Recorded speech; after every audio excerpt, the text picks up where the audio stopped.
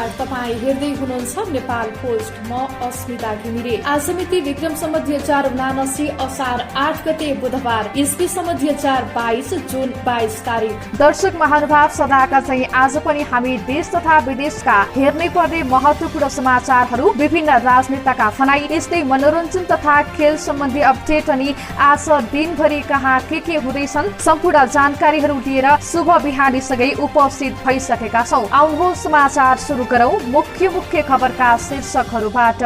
रवि लामिछानेद्वारा राष्ट्रिय स्वतन्त्र पार्टीको घोषणा। बजारमा कागज अभाव र पालिका चुनावका कारण समयमा विद्यालयहरूमा पुस्तक पुर्याउन नसकिएको शिक्षा मन्त्री पौडेलको भनाई। विदेशमा रहेका नेपालीलाई भोट हाल्ने व्यवस्था मिलाउन आयोगलाई कंग्रेसको ध्यानाकर्षण। राज्य मन्त्री विमला ओलीको घटनाबारे छानबिनका लागि सरकारी टोली दाङ जाँदै। कुनै देशले आफ्नो भूभाग चाहियो भन्नु अर्घेलाई नभएको नेकपा एमालेका अध्यक्ष ओलीको स्पष्टी। बाढ़ी पहिरोबाट हुने क्षतितर्फ सरकारले बेलैमा ध्यान दिन सांसदको माग। आजदेखि आकस्मिक सहितका सबै उडान बन्द गर्ने वायु सेवा सञ्चालन संघको घोषणा। एमालेद्वारा पूर्जी बजारमा देखिएको समस्या समाधान गर्न सरकारको ध्यानाकर्षण। तत्कालीन कार्यालय प्रमुख सहित 12 कर्मचारी र 5 बिचौलिया विरूद्ध भ्रष्टाचार मुद्दा दायर। काठमाडौँ महानगरभित्र 250 शौचालय सञ्चालन पाउने। आफ्नै अपहरणको नाटक गरी परिवारसँग 20 लाख फिरौती माग्ने पक्राउ। भारतमा धानको मूल्य बढ्न थालेपछि निर्यात प्रतिबन्धको चर्चा। आउँदो डिसेम्बरदेखि प्लास्टिक प्रयोगमा प्रतिबन्ध लगाउने क्यानाडा सरकारको घोषणा। र एमसीसी महिला T20 च्याम्पियनशीपमा नेपाल हङकङसँग पराजित। दर्शक महानुभाव, अब समाचार विस्तारमा सुन्नुहोस्। संचारकर्मीको पेशा छाडेर राजनीतिमा लाग्नु भएका रवि लामिछानेले नयाँ पार्टी घोषणा गर्नु भएको छ। काठमाडौँको सभागृहमा एक कार्यक्रममा रवि लामिछानेले राष्ट्रिय स्वतन्त्र पार्टीको घोषणा गर्नु भएको हो। राष्ट्रिय स्वतन्त्र पार्टीको घोषणा गर्दै लामिछानेले आजसम्मको योगदान, लोकतान्त्रिक गणतन्त्र लगायतका उपलब्धिका लागि पुराना दल तथा नेताहरूलाई धन्यवाद दिँदै आफू पनि पार्टीमा कुनै पनि पार्टीमा नचाने बताउनुभयो। उहाँले अहिलेसम्मका सबै दलले नागरिकको सेवा गर्छौं भनेर झुट बोलेको र नागरिकको जीवनशैलीमा कुनै सकारात्मक परिवर्तन नआएकाले आफू राजनीतिमा आउन बाध्य भएको पनि बताउनु भएको छ। लामिछाने नेतृत्वको राष्ट्रिय स्वतन्त्र पार्टीले संवैधानिक समाजवादको नीति अगाल्ने भएको छ। मंगलबार निर्वाचन आयोगमा दल दर्ताको निवेदन पेश गरेपछि संचारकर्मीसँग कुराकानी गर्दै उहाँले आफूहरूको पार्टीले संवैधानिक समाजवादका नीति अगाल्ने बताउनु भएको हो। पार्टीको सभापति आफू रहने जानकारी दिए उहाँले अन्य सदस्यका नाम भने खुलाउन चाहनु भएन। निर्वाचन आयोगले दल दर्ताको प्रमाणपत्र दिएपछि आफूहरू चुनावी अभियानमा लाग्ने को भनाइरहेको छ। सभापति लामिछानेले देशभर घुमेर पार्टीलाई नै जिताउन लागि पर्ने बताउनु भएको हो। उहाँले पार्टीले निर्वाचन लड्दा सुरुमै प्रधानमन्त्री र मन्त्रीहरूको नाम सार्वजनिक गरेर निर्वाचन जाने जानकारी दिनुभयो।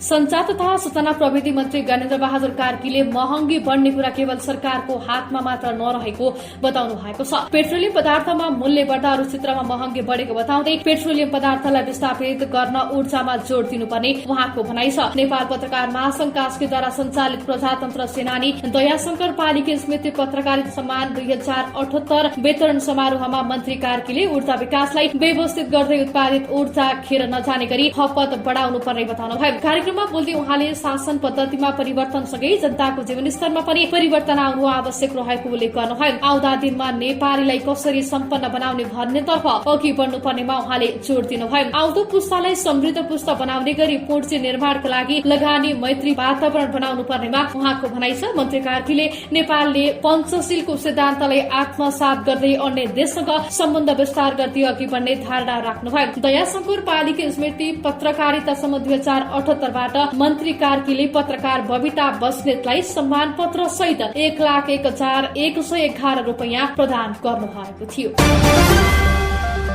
शिक्षा, विज्ञान तथा प्रविधि मन्त्री देवेन्द्र पौड्यालले बजारमा कागज अभाव र पालिका चुनावका कारण समयमै विद्यालयहरूमा पुस्तक पुर्याउन नसकिएको बताउनु भएको छ। मंगलबार प्रतिनिधि सभा अन्तर्गतको शिक्षा तथा स्वास्थ्य समितिको बैठकमा बोल्दै शिक्षा मन्त्री पौड्यालले यस्तो बताउनु भएको हो। उहाँले बजारमा झण्डै 15 दिन कागज अभाव, चुनावमा जनक शिक्षाका कर्मचारी घटाउनु र त्यही समयमा चुनावका लागि मतपत्र छपाई भएकाले पुस्तक छाप्न ढिला भएको जिकिर गर्नुभयो। उहाँले भन्नुभयो पुस्तक वितरण ढिलो हुनुमा 15 दिन कागज नआएको कुरा साँचो हो। भारतीय बजारमा कागज अभाव हुँदा यता समस्या भयो। त्यही समयमा पालिका चुनावमा जनक शिक्षा सामग्रीका कर्मचारी खटाइयो। त्यही समयमा मतपत्र छापियो। यही कारण पुस्तक छपाईमा ढिलो भएको हो। मन्त्री पौड्यालले सरकारले पुस्तक व्यवसायी र सरकारी तथ्याङ्क समेत हेरेर पुस्तक वितरण गरिरहेको उल्लेख गर्नुभयो। उहाँले विद्यालयमा शिक्षक अभावको विषयलाई सम्बोधन गर्न 5,000 नयाँ दरबन्दी थप गर्ने तयारी भएको पनि अर्थ मन्त्रालयबाट स्वीकृति नभएको बताउनुभयो। शिक्षा सेवा आयोगलाई सक्रिय बनाएर दरबन्दीको काम तीव्र रूपमा भइरहेको उहाँको भनाइ छ।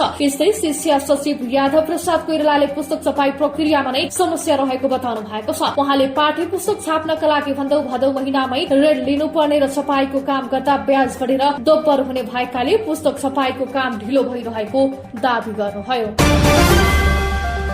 नेपाली कांग्रेसले विदेशमा रहेका नेपालीलाई मताधिकार प्रयोग गर्ने व्यवस्था मिलाउन निर्वाचन आयोगको ध्यानाकर्षण गराएको छ। मंगलबार पार्टीको तर्फबाट महामन्त्री द्वय गगन कुमार थापा र विश्व प्रकाश शर्माले प्रमुख निर्वाचन आयुक्त दिनेश कुमार थपलियालाई भेटेर विदेशमा रहेका नेपालीलाई मताधिकारको व्यवस्था गर्न आग्रह गराएका हुन्। विदेशमा रहेका नेपालीहरूले पनि मताधिकारको प्रयोग गर्न पाउनुपर्ने कुराको सुनिश्चितताका लागि पार्टीको तर्फबाट निर्वाचन आयोग पुग्नु भएका महामन्त्री थापाले कानूनमा भएको व्यवस्थामा कम्तीमा पनि 5 ठाउँमा परिवर्तन गर्नुपर्ने आवश्यक रहेको बताउनुभयो। थापाले कानूनमा भएका केही व्यवस्थालाई सच्याउन सके विदेशमा रहेका नेपालीहरूको नाम पनि मतदाता नामावलीमा समावेश गर्न सक्ने भएको भन्दै अबको 8-10 दिनभित्र निर्वाचन ऐनको विषय संसदमा पेश गर्ने प्रतिबद्धता जनाउनुभयो। महामन्त्री थापाले विदेशमा रहेका नेपालीहरूले मताधिकार प्रयोग गर्न पाउने व्यवस्थाका लागि सधैँ नै राजनैतिक समझदारी कायम गरी संसदमा पारित गर्ने कुरामा आफ्नो भूमिका रहने बताउनुभयो। यस्तै अर्का महामन्त्री विश्वप्रकाश शर्माले विदेशमा रहेका नेपालीको मतदानको अधिकारसँग सम्बन्धित विषयमा छलफल भएको बताउनुभयो। उहाँले विदेशमा रहेका नेपालीहरूले मताधिकारको प्रयोग गर्न पाउने कुरालाई निर्णयमा पुर्याउनका लागि छलफल गरेको जानकारी गराउनुभयो। शर्माले नेपाल बाहिर रहेका 40 लाख नेपालीको भावना गाँच्ने कुरालाई मध्यनजर गरेर यो काम अघि बढ़ाइएको उल्लेख गर्नुभयो। उहाँले विदेशमा बसेका नेपालीको भोट चल्ने दिन बनाउन यो काम थालिएको स्पष्ट पार्नुभयो। प्रमुख प्रतिपक्षी दल नेकपा एमाले पूर्जी बजारमा देखिएको समस्या समाधान गर्न सरकारको ध्यानाकर्षण गराएको छ। प्रतिनिधि सभाको मंगलबारको बैठकमा समय माग गरी बोल्दै एमालेका प्रमुख सचेतक विशाल भट्टराईले पूर्जी बजार संकटपूर्ण अवस्थामा गुज्रिरहेको बताउनुभयो। पूर्जी बजार धराशयी हुँदा सिंहको अर्थतन्त्रमा गम्भीर असर परेको र लगानीकर्ताहरूको लगानी जोखिममा परेको भन्दै उहाँले पूर्जी बजारको पुनरुत्थान गर्न सरकारको ध्यानाकर्षण गराउनुभयो। उहाँले नेपाल राष्ट्र बैंकले आफ्ना नीतिहरूलाई पुनरावलोकन गरेर भए पनि पूर्जी बजारको जोखिम हटाउनु पर्ने बताउनुभयो। प्रमुख सचेतक भट्टराईले लगानीकर्ताले आत्महत्या गर्ने तहसम्मको अवस्था उत्पन्न भएको भन्दै राज्यले आफूलाई बेखबर र गैर जिम्मेवार बनाउनु नहुने उल्लेख गर्नुभयो। उहाँले लगानीकर्ताको सुरक्षा राज्यले गर्नुपर्ने बताउँदै पूर्जी बजार सुधारका लागि माग राखी अनसन र तिलक कोइरालाको स्वास्थ्य अवस्था गम्भीर हुँदै गइरहेको भन्दै कोइरालाको माग सम्बोधन गर्न पनि सरकारसँग माग गर्नुभयो। उहाँले बेला बेलामा नेताहरूले पूर्जी बजारलाई नोक्सानी हुने गरी अभिव्यक्ति दिने गरेको उल्लेख गर्दै नेताहरूलाई आफ्नो अभिव्यक्ति सच्याउन पनि आग्रह गर्नुभयो। नेकपा एमालेका नेता भीमबहादुर रावलले अमेरिकी स्टेट पार्टनरशिप प्रोग्राम एसपीपी अघि बढ़ाउने कार्यमा संलग्नहरूको नामावली संसदलाई जानकारी गराउन प्रधानमन्त्री शेरबहादुर देउवासँग आग्रह गर्नु भएको छ। सत्तापक्षका सांसदहरूले आफ्ना पार्टीका अध्यक्ष केपी ओलीलाई पनि सो घटनामा मुसेको भन्दै नेता रावलले तत्कालीन प्रधान सेनापति राजेन्द्र छेत्रीलाई अमेरिकी राजदूतलाई पत्र पठाउन निर्देशन दिने तत्कालीन प्रधानमन्त्री सुशील कोइराला सो प्रक्रियालाई अघि बढ़ाउन निर्देशन दिने तत्कालीन प्रधानमन्त्री पुष्पकमल दाहाल ले राष्ट्रगत गरेका हुन् भन्दै त्यसबारे संसदलाई जानकारी गराउन प्रधानमन्त्रीसँग माग गर्नु भएको हो। सो कार्यक्रमबारे संसद र संसदीय समितिलाई यथार्थ जानकारी नदिएर प्रधानमन्त्री देउवाले संवैधानिक व्यवस्थाको ठाडो उल्लंघन गरेको उहाँको आरोप थियो। एमाले दबाव दिएपछि सरकार उक्त कार्यक्रम अघि नबढाउन बाध्य भएको रावलले जिकिर गर्नुभयो। नेता रावलले परराष्ट्र नीति नेपालको राष्ट्रिय हितलाई सर्वोपरि राखेर अघि बढाउन सरकारलाई आग्रह गर्नुभयो। काठमाडौँ महानगरपालिकाभित्र 250 वटा शौचालय सञ्चालनमा आउने भएको छ। त्यसका लागि 33 वटा संघ संस्थासँग काठमाडौँ महानगरपालिकाले सम्झौता गरेको छ। बैंक, रेस्टुरेन्ट, स्कूल, प्रशासन, गृह, बिजनेस कम्प्लेक्स सहित 32 वटा संघ संस्थाका प्रतिनिधिसँग सोमबार सम्झौता भएको हो। महानगरका प्रमुख बालेन्द्र शाह, उपप्रमुख सुनिता जंगल र प्रमुख प्रशासकीय अधिकृत लोकनाथ पौड्यालको रोहबरमा भएको सम्झौतामा महानगर तर्फबाट निर्देशक नूरनिधि नेउपानेले हस्ताक्षर गर्नु भएको छ। यस्तै दोस्रो पक्षका तर्फबाट प्रतिनिधिले हस्ताक्षर गरेका थिए। सम्झौता आउँदो 5 वर्षका लागि हो। यस अवधिमा संघ संस्थाले आफूसँग भएका शौचालयलाई सार्वजनिक प्रयोगका लागि उपलब्ध गराउनेछन्। यसरी उपलब्ध गराइएका शौचालयको मर्मत, सम्हार गर्ने, सफाई गर्न आवश्यक सामग्री तथा पानी सुगन्धका समान व्यवस्था गर्न जिम्मा उनीहरूकै हुनेछ। यस बापत सेवाग्राहीलाई आफ्नो सेवा लिन तरकाप वा प्रोत्साहन गर्ने गरिएको छैन। लुम्बिनी प्रदेशका स्वास्थ्य, जनसंख्या तथा परिवार कल्याण राज्य मन्त्री विमला ओलीले तुलसीपुर उपमहानगरपालिका 5 मा एक राज बस्नेतको घरमा पुग्दा भएको विवादको घटनालाई छानबिन गर्न प्रदेश सरकार गठन गरेको मन्त्री स्तरीय छानबिन समिति घटना स्थलतर्फ जानेछ। लुम्बिनी प्रदेश सरकारले असार 1 गते सरकारका प्रवक्ता एवं आन्तरिक मामिला मन्त्री तिलक राम शर्माको नेतृत्वमा बनाएको सत्य तथ्य छानबिन टोली आज तुलसीपुर उपमहानगरपालिका 5 बसपार्क स्थित एक राज बस्नेतको परिवारसँग घटनाको बारेमा बुझ्ने जनाइएको छ। राज्य मन्त्री ओलीले जेठ 31 गते बिहान आफ्नो सुरक्षा गार्ड सहित बस्नेतको घरमा पुगेर उनकी पत्नी तथा छोरीमाथि दुर्व्यवहार तथा कुटपिट गरेको आरोप छ। छानबिन टोलीका संयोजक शर्माले एक शरण राज्य मन्त्री विमलासँग बुझ्ने काम भएको र घटनामा अर्को पक्षी अर्थात बस्नेत परिवारसँग बुझ्न आज दाङ जाने तयारी गरेको जानकारी दिनुभयो। प्रमुख प्रतिपक्षी दल नेकपा एमालेका अध्यक्ष एवं पूर्व प्रधानमन्त्री केपी शर्मा ओलीले कुनै देशले आफ्नो भूभाग चाहियो भन्नु अर्घालाई नभएको स्पष्ट पार्नु भएको छ। अध्यक्ष ओलीले लिपुलेक, लिम्पियाधुरा र कालापानी सुगौली सन्धिपछि नेपालले भोग चलन गर्दै आएको भन्दै भूभाग भएको उल्लेख गर्दै यो चाहियो भन्नु अर्घालाई नभएको प्रश्न पार्नु भएको हो। पूर्व राजदूतहरूको संघले काठमाडौँमा आयोजना गरेको एक अन्तर्क्रिया कार्यक्रममा बोल्दै उहाँले छिमेकी सम्बन्धलाई सुदृढ बनाउनकै लागि आफूले भौगोलिक अखण्डताको सवालमा प्रधानमन्त्री हुँदा भारतसँग उच्च स्तरीय वार्ता गरेको र राजनीतिक खसखस नभएको भए पनि हालसम्म लिपुलेक, लिम्पियाधुरा र कालापानी नेपालको भूभाग भइसक्ने जस्तो आफूलाई लागेको पनि बताउनु भएको छ। ओलीले राष्ट्रिय हितको पक्षमा खुलस्त भएर कुराकानी गर्दा मात्र देशको बीचको सम्बन्ध सुदृढ हुने कुरा आफूले उच्च स्तरीय वार्ताको क्रममा पटक पटक राखेको पनि स्मरण गराउनुभयो। अध्यक्ष ओलीले हामीले आफ्नो भूगोल चाहियो भन्ने कुनै राष्ट्रसँगको सम्बन्ध बिगार्नु नरहेको पनि पटक पटक दोहोर्याउनुभयो।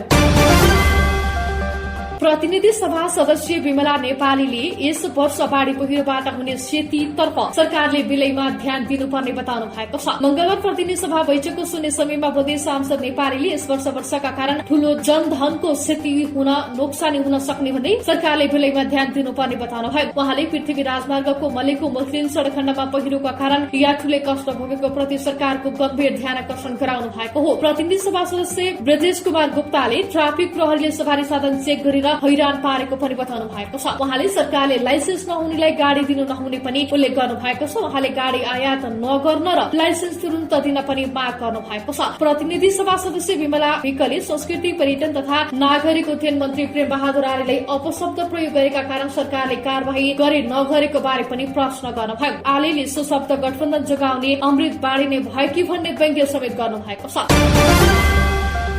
प्रतिनिधि सभा सदस्य भीमसेन दास प्रधानले राजधानी काठमाडौँलाई जलमग्न हुनबाट बचाउन राजधानी काठमाडौँका प्राकृतिक खहरे खोला, राजकिलो, टुकुसा, धोबी खोलालाई नक्साङ्कन गरी पूर्ववत अवस्थामा ल्याउनु पर्ने बताउनु भयो। यसै गरी काठमाडौँको डाँडामा भइरहेको अतिक्रमण गरी रोक्नुपर्ने उहाँको भनाइरहेको छ।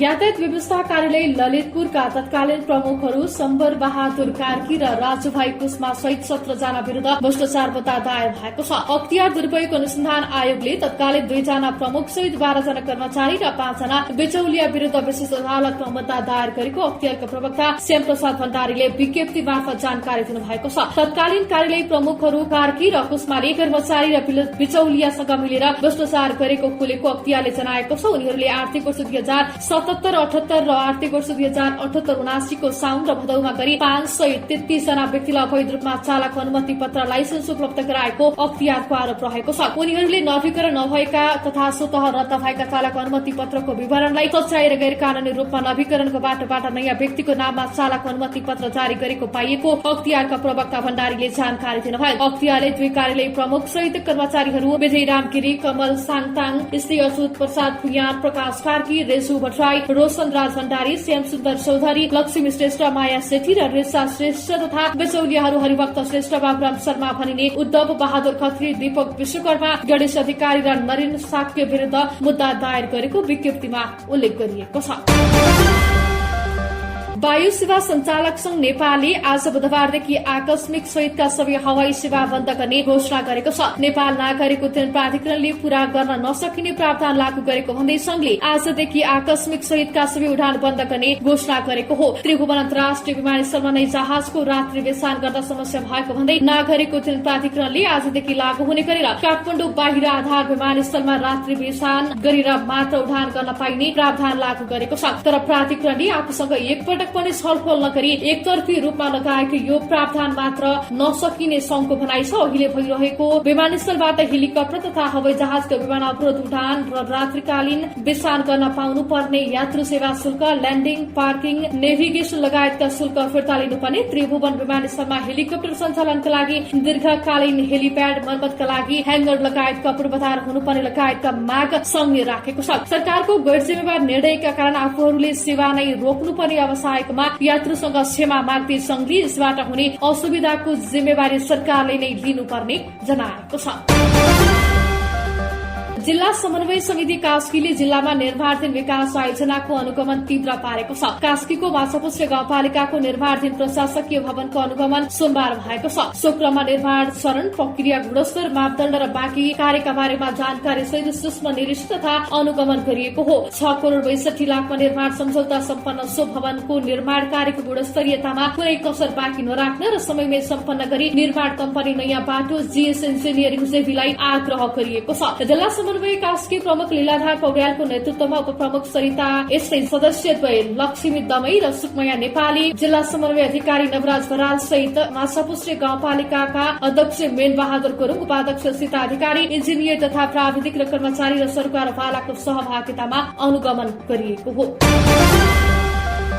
पोखरा लेडिज जेसिस 34औं वर्षमा प्रवेश गरेको छ। जेसिसले पोखरामा एक कार्यक्रम आयोजना गरी स्थापना दिवस मनाएको हो। कार्यक्रममा पोखरा 4 वडाध्यक्ष देवकृष्ण पराजुलीले सामाजिक क्षेत्रमा जेसिस लगायतका संस्थाले पुर्याउँदै आएको भूमिकाको प्रशंसा गर्नुभयो। उहाँले आगामी दिनमा सार्वजनिक महत्वका कार्यक्रममा पोखरा लेडी जेसिससँग सहकारी र सहयोगका लागि आफू र आफ्नो वडा सधैँ तयार रहने प्रतिबद्धता व्यक्त गर्नुभयो। कार्यक्रममा पोखरा जेसिसका पूर्व अध्यक्ष एवं नेपाल जेसिस वर्ष 2022 का राष्ट्रिय कानून सल्लाहकार गोविन्द देवकोटा, पोखरा लेडी जेसिसका अध्यक्ष गीता सेतिल, जेसीआई सेनेटर प्रमिला सुवेदी, सुननाया पालिके यस्तै लेखनाथ, जेसिस वर्ष 2022 का अध्यक्ष सुजन नेउपाने, पोखरा जेसिस वर्ष 2022 का अध्यक्ष मेन्द्राज खड्का, उपाध्यक्ष सरू थापा, सचिव प्रमिला सुवेदी, शकुन पौडेल लगायतले कार्यक्रममा बोल्नु भएको थियो। संस्थाका निवृत्तमान अध्यक्ष कमला शर्मा बेनिताको अध्यक्षतामा कार्यक्रम सम्पन्न भएको थियो।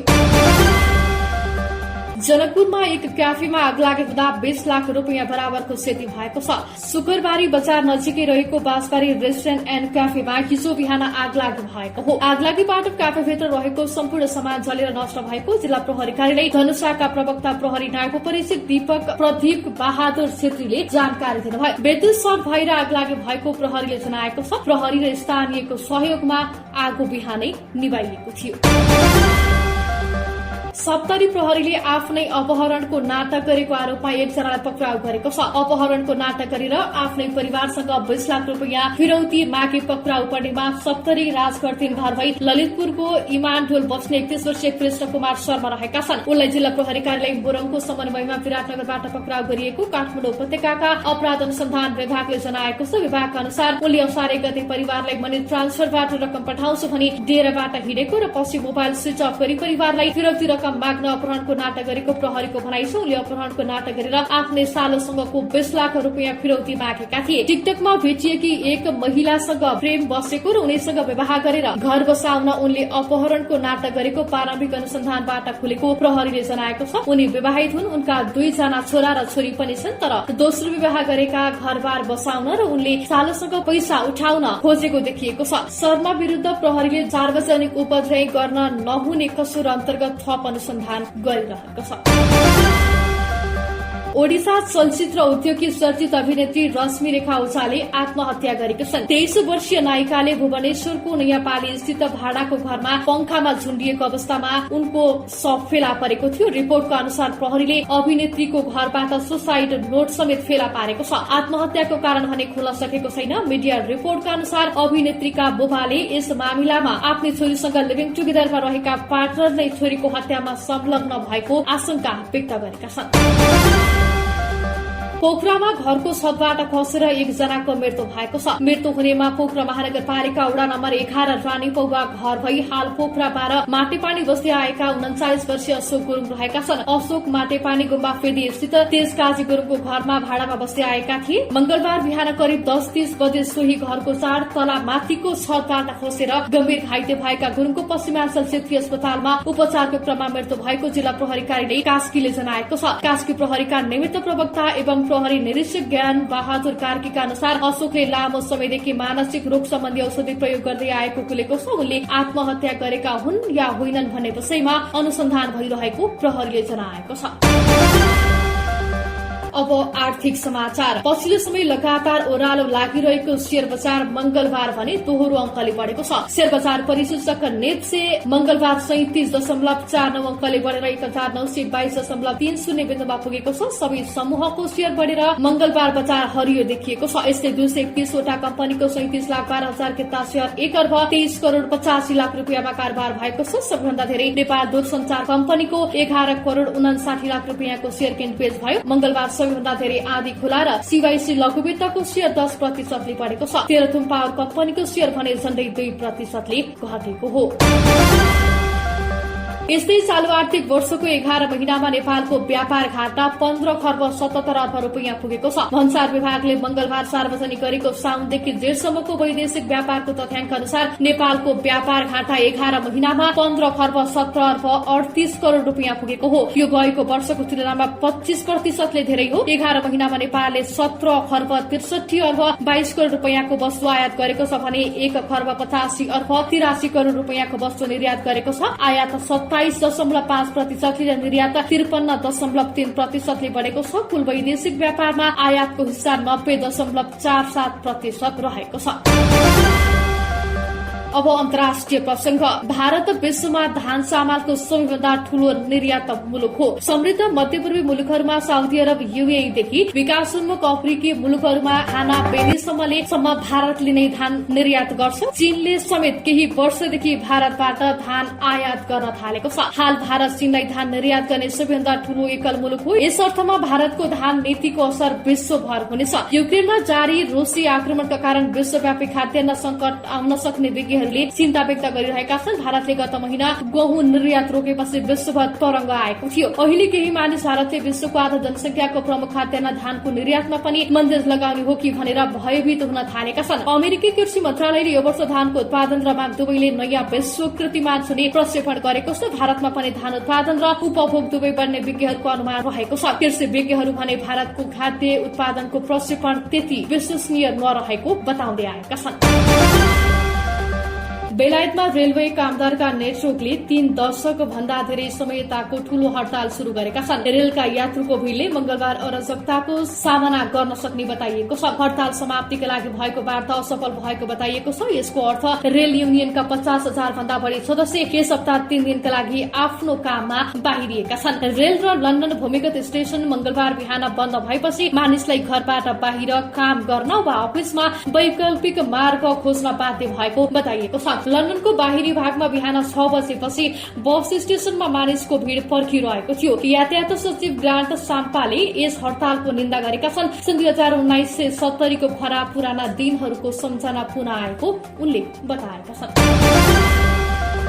यस्तै क्यानाडा सरकारले आउँदो डिसेम्बरदेखि एक पटक मात्र प्रयोग हुने प्लास्टिकमाथि प्रतिबन्ध लगाउने भएको छ। प्लास्टिकको प्रयोग घातक र हानिकारक रहेको भन्दै त्यहाँको सरकारले प्लास्टिकका झोला, भाँडाकुँडा र पुनः प्रयोग गर्न नमिले प्लास्टिकका अरू सामग्रीहरू उत्पादन र प्रयोगमा प्रतिबन्ध लगाउने घोषणा गरेको हो। क्यानाडाका वातावरण मन्त्री स्टिभ गिलभर्टले प्लास्टिक प्रदूषण घटाउन सरकार तत्पर रहेको र आफ्नो प्रतिबद्धता पूरा गरिरहेको बताएका छन्। उनले बढ्दो प्रदूषणका कारण प्लास्टिक रहेको र प्रयोग गर्ने रोक्ने निर्णय भएको जानकारी दिएको रोइटर्सले जनाएको छ। यो निर्णयसँगै त्यहाँका प्लास्टिक उद्योगहरू बन्द हुनेछन्। उनीहरूलाई व्यवसायलाई परिवर्तन गर्न सरकारले डिसेम्बरसम्मको समय दिएको छ। देशभित्र उत्पादन हुने मात्र नभई आयातमा पनि प्रतिबन्ध लगाउने तयारी छ। वातावरण मन्त्री स्टिभले प्लास्टिक प्रदूषणलाई न्यूनीकरण गर्न र समुदाय, जमिन र महासागरलाई सफा राख्न यो ऐतिहासिक कदम रहेको बताएका छन्।